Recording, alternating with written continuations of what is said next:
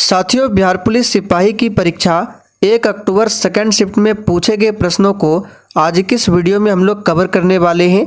तो मेरे पास कुछ क्वेश्चन है सेकंड शिफ्ट का, तो आइए उनको देख लेते हैं।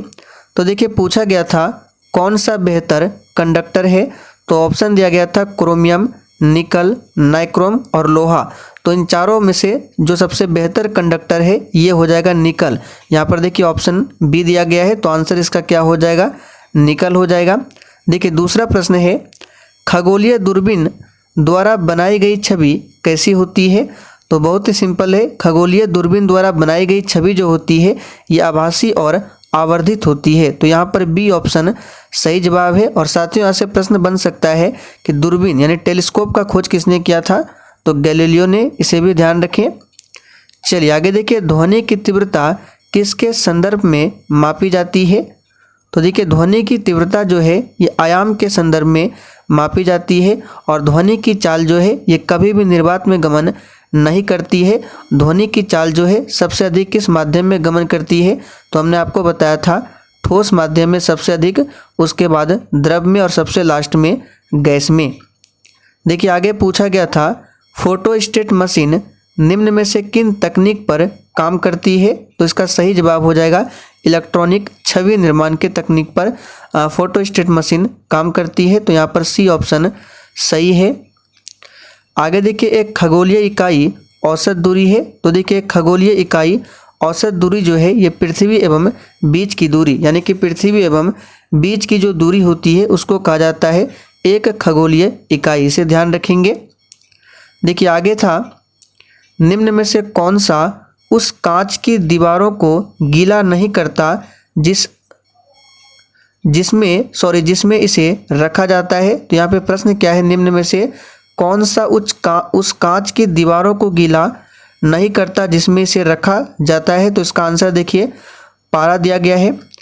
पदार्थ के ताप में परिवर्तन के दौरान आपूर्ति की गई ऊष्मा ऊर्जा किस रूप में संग्रहित होती है। तो गतिज ऊर्जा के रूप में। क्या पूछा गया है कि पदार्थ के ताप में परिवर्तन के दौरान आपूर्ति की गई जो ऊष्मा है ये किस रूप में संग्रहित होती है। तो इसका आंसर है गतिज ऊर्जा के रूप में। जब चलती बस का चालक अचानक ब्रेक लगाता है तो उसमें बैठे यात्री जो है आगे की दिशा में गिर जाते हैं। तो इसे समझा जा सकता है, तो हमने आपको प्रैक्टिस सेट में बहुत बार बताया था। तो न्यूटन के ये किस नियम के कारण होता है, प्रथम नियम के कारण, जिसको जड़त्व का नियम भी कहा जाता है। और न्यूटन के प्रथम नियम को गैलीलियो का नियम भी कहा जाता है, तो इसे भी ध्यान रखें। चलिए आगे देखते हैं। आगे यहाँ पर आप लोग देख सकते हैं, निम्न में से कौन सा शहर भारत की पहली ई कचरा रिसाइकलिंग इकाई स्थानित होगा। तो ये कर्नाटक की राजधानी बेंगलुरु। देखिए यहाँ पे जो क्वेश्चन स्पष्ट रूप से दिखाई दे रहा है उसी को हम करा रहे हैं। आगे देखिए, यहाँ पे कुछ क्वेश्चन है, किस इतिहासकार ने अकबर द्वारा प्रतिपादित दीन ए इलाही को एक धर्म कहा था। तो इसका आंसर देखिए यहाँ पे ए दिया गया है, अबुल फजल ने। और अकबर ने दीन ए इलाही धर्म की स्थापना कब की थी, तो हमने आपको बहुत बार बताया है, इन्होंने दीन ए इलाही धर्म की स्थापना 1582 में किया था। अकबर का मकबरा कहाँ पर है, तो सिकंदरा में है। आगे देखिए, बंगाल का अंतिम स्वतंत्र शासक कौन था। ऑप्शन ए में धर्मपाल, बी में रामपाल, सी में कुछ और है और डी में इनमें से कोई नहीं। तो इसका आंसर जो हो जाएगा इनमें से कोई नहीं। आगे देखिए, बांग्लादेश की स्वतंत्रता की घोषणा कब की गई थी। तो बहुत ही सिंपल है, हमने आपको काफ़ी बार बताया है कि 1971 में बांग्लादेश की स्वतंत्रता की घोषणा हुई थी। अफीम युद्ध, इसके बारे में भी हमने प्रैक्टिस सेट में बताया था कि अफीम युद्ध जो है ये किन दो देशों के मध्य में हुआ था, तो चाइना और इंग्लैंड के मध्य में हुआ था अफीम युद्ध। आगे देखिए, सिंधु घाटी सभ्यता के लोग किसकी पूजा करते थे। तो साथियों बहुत ही सिंपल है, पशुपति की पूजा करते थे सिंधु घाटी सभ्यता के लोग। और सिंधु घाटी की सभ्यता किस प्रकार की सभ्यता थी, तो याद कर लीजिए, कांस्य युगीन सभ्यता थी। निम्नलिखित संतों में से कौन महाराष्ट्र क्षेत्र में सक्रिय थे। तो इसका आंसर क्या हो जाएगा, देखिए ऑप्शन ए में बी देखते हैं सूरदास, सी में क्या एकनाथ। तो इसका आंसर देखिए सी दिया गया है, एकनाथ। चलिए आगे देख लीजिए, यहाँ पे निम्नलिखित में से कौन सा बिहार में घड़ियालों का प्रजनन स्थल है।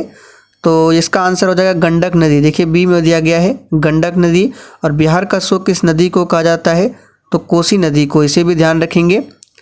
निम्नलिखित में से किस कंपनी ने चौथे राष्ट्रीय जल पुरस्कार में सर्वश्रेष्ठ उद्योग श्रेणी में प्रथम स्थान हासिल किया है, तो ये है एनटीपीसी बरौनी। देखिए सी ऑप्शन आपका सही जवाब है। बिहार की निर्वाचित हस्तियों में से किसको पद्मश्री 2023 से सम्मानित किया गया है, तो इसका आंसर हो जाएगा सुभद्रा देवी। पटना रांची वंदे भारत एक्सप्रेस के बारे में निम्नलिखित में से कौन सा कथन सही है, तो यह बिहार से चलने वाली पहली वंदे भारत ट्रेन है। प्रधानमंत्री नरेंद्र मोदी इसे 28 जून 2023 को रांची रेलवे स्टेशन से हरा झंडा दिखाया। और यहाँ पे सी ऑप्शन में ए और बी दोनों, तो इसका आंसर दोनों हो जाएगा, ए और बी हो जाएगा। चलिए कुछ क्वेश्चन यहाँ पर भी है। देखिए निम्न में से कौन सी धातु पारद के साथ मिश्रण नहीं बनाती है, तो लोहा जो है ये पारद के साथ मिश्रण नहीं बनाती है। आगे देखते हैं यहाँ पे अंकुरित जौ के दानों के किण्वन से प्राप्त अल्कोहल को क्या कहा जाता है, तो इसको बियर कहा जाता है। क्या कहा जाता है, यहाँ पे देखिए ऑप्शन में दिया गया है बियर। आगे देखिए एक रेडियोधर्मी पदार्थ का आधा जीवन 4 महीने का होता है, तो पदार्थ का 3/4 हिस्सा क्षय हो जाएगा, तो देखिए आंसर हो जाएगा इसका 8 महीनों में।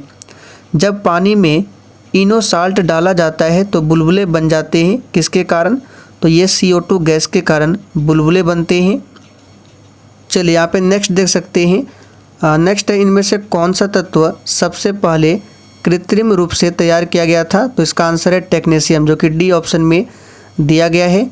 आगे देखिए निम्न में से किस तत्व में न्यूट्रॉन नहीं होता है, तो हमने आपको बताया था कि हाइड्रोजन एक ऐसा तत्व है, कल ही हमने आपको बताया था कि इसमें न्यूट्रॉन नहीं होता है। हाइड्रोजन को भविष्य का ईंधन माना गया है। और साथियों इसके 3 समस्थानिक है H11, H12 और H13। तो हाइड्रोजन का जो तीसरा समस्थानिक है ये रेडियो सक्रियता को प्रदर्शित करता है।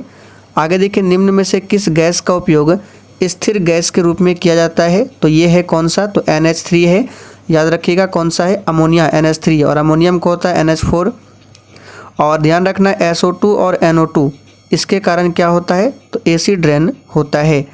बर्तन के लिए नॉक स्टिक सतह कोटिंग बनाने के लिए उपयोग किया जाने वाला पॉलीमर कौन सा है, तो इसका आंसर हो जाएगा टेफ्लॉन, हमने आपको बताया था। एक क्वेश्चन यहाँ पर देख सकते हैं, निम्न में से कौन सी सबसे कठोर धातु है, तो टंगस्टन जो है इसमें से क्या हो जाएगा, सबसे कठोर धातु, तो ध्यान रखना है। तो साथियों ये कुछ क्वेश्चन थे, मैं इसका PDF आपको टेलीग्राम पर दे देता हूँ, आप लोग जाकर पढ़ सकते हैं। इसमें क्वेश्चंस जो है वो साफ साफ नहीं दिखाई दे रहा है, तो जो हमें मिला था हमने आपको करा दिया। तो सेशन पसंद आया हो तो सेशन को ज़रूर लाइक करें।